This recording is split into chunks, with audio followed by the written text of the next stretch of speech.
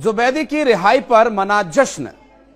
आखिर जब देखकर इजराइल हिल गया कि ये क्या हो रहा है, क्योंकि न सिर्फ जश्न बल्कि फलस्तीनी झंडे लहराकर इजराइल को दिया गया दो टूक संदेश।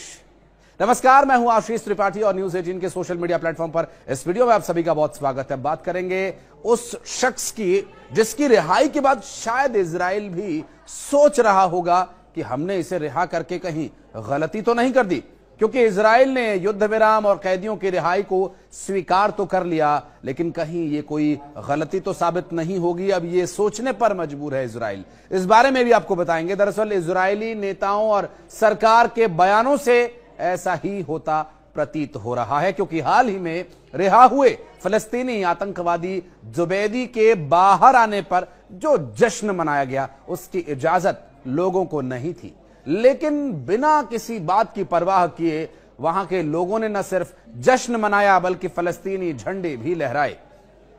इजरायली रक्षा मंत्री इजराइल कैट्स ने गुरुवार को रिहा किए गए हाई प्रोफाइल फलस्तीनी आतंकवादी जाकारिया जुबैदी को शनिवार रात कड़ी चेतावनी दी।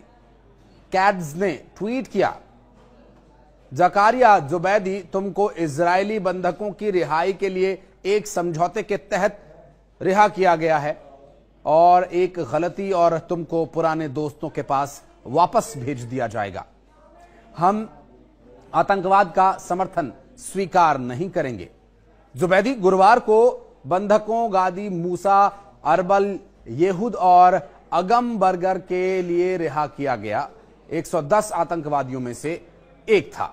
49 वर्षीय जुबैदी जेनिन में फतह के अल अक्सा शहीद ब्रिगेड का कमांडर था। उसने 2002 में बेत शीन में लिकुड मतदान केंद्र पर हमले का आदेश दिया था, जिसमें पार्टी प्राइमरी में मतदान करते समय 6 लोग मारे गए थे। जुबैदी ने 2004 में तेल अवीव में हुए बम विस्फोट की जिम्मेदारी ली थी, जिसमें एक व्यक्ति की जान चली गई थी जबकि 30 इसमें घायल हो गए थे। और उसने इजराइल की बसों पर कई बार गोलीबारी कर हमले किए हैं और ये प्रयास कहीं नाकामयाब तो कहीं कामयाब हुए हैं। जुबैदी उन 6 कैदियों में से एक था जो 2021 में गिल्बोआ के जेल से कुछ समय के लिए भाग निकले थे।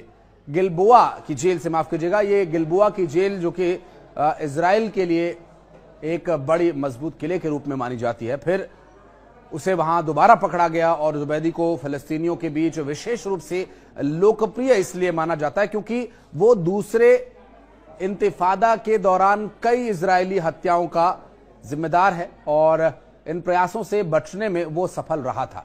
2011 के गिलाद शालिट एक्सचेंज में रिहा किए गए 1027 आतंकवादियों में से कई आतंकवादी फिर से आतंकवादी बन गए, जिनमें याह्या सिनवार भी शामिल है, जो 7 अक्टूबर के हमलों का मास्टरमाइंड बताया जा रहा है।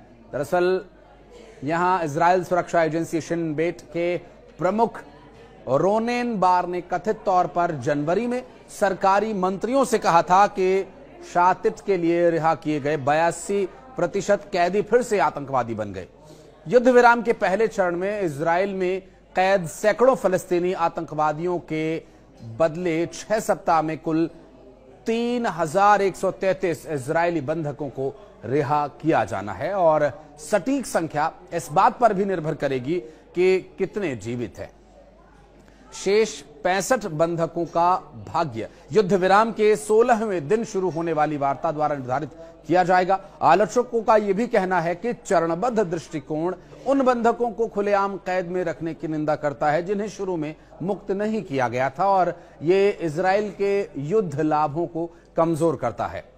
7 अक्टूबर को गाजा सीमा के पास इजरायली समुदायों पर हमास के हमलों में कम से कम 1200 लोग मारे गए थे और 252 इजरायली और विदेशी बंधक बनाए गए।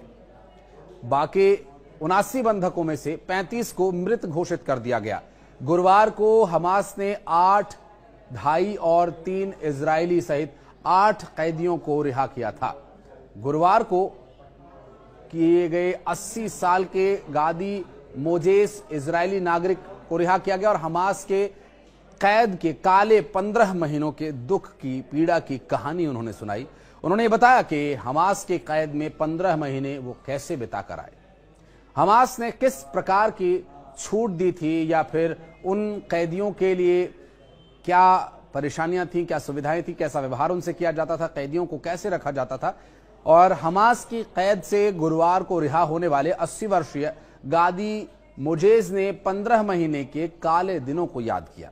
अपने परिवार से बात करते हुए उन्होंने ये बताया कि कैद में उनको कैसे रखा गया था। पूरी कैद के दौरान उन्हें अकेला रखा गया था, किसी से मिलने की इजाजत नहीं थी, बात करने की इजाजत नहीं थी। रिहाई से कुछ दिन पहले ही उनकी मुलाकात एक दूसरे इजरायली बंधक से हुई। एक रिपोर्ट के मुताबिक लगभग 70 दिनों तक मोजेस को पूरी तरह से काल कोठरी में रखा गया था।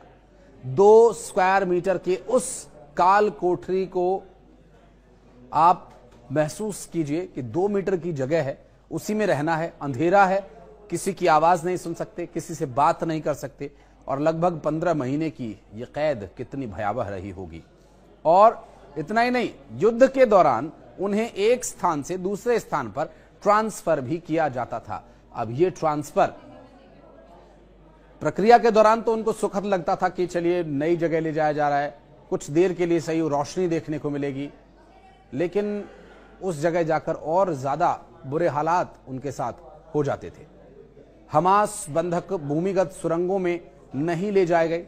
आपको बता दें कि हमास ने इजराइल पर 7 अक्टूबर 2023 को हमला किया था और इस हमले में 1200 लोगों की जान चली गई थी। और इस हमले के दरमियान हमास ने 250 इजरायली नागरिकों को बंदी भी बना लिया था और इसके जवाब में इजराइल ने हमास वाले इलाके गाजा पर हमला किया था और इस हमले में अब तक 47,000 से ज्यादा लोगों की जान जा चुकी है। लाखों की तादाद में लोग बेघर हो चुके हैं।